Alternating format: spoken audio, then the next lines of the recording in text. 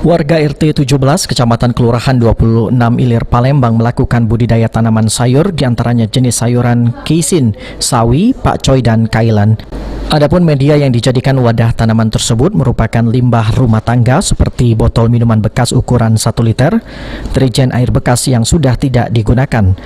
Rudi, salah satu penggagas kampung sayur ini, menyampaikan proses menanam ini merupakan pola hidroponik, yakni tidak menggunakan media bantu tanah, melainkan menggunakan media bantu air.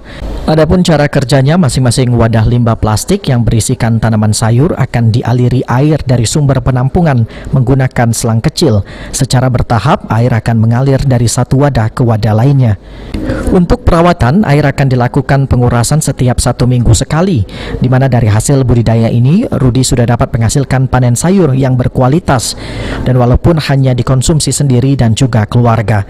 Di masa pandemi COVID-19 ini, tanaman sayur dapat menjadi nilai jual dalam perbaikan gizi untuk menambah imunitas tubuh, terutama untuk anak di usia dini.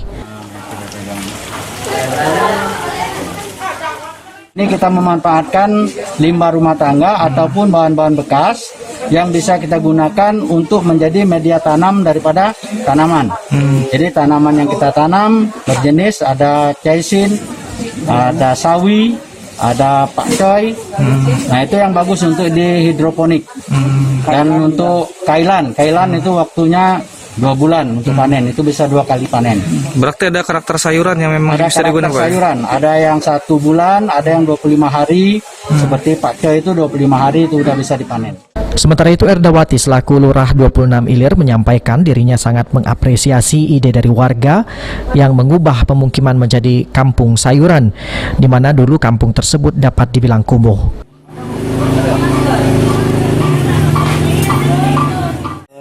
Ibu sebagai lurah melihat kegiatan warga seperti ini bagaimana, Bu, tanggapannya?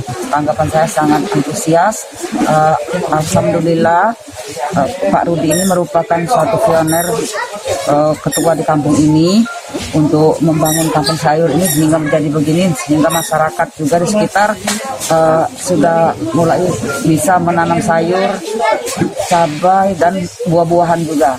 Jadi alhamdulillah untuk kebutuhan mereka sehari ini sudah bisa, Pak, untuk dipenuhi untuk. Adi Sunandar, PAL TV.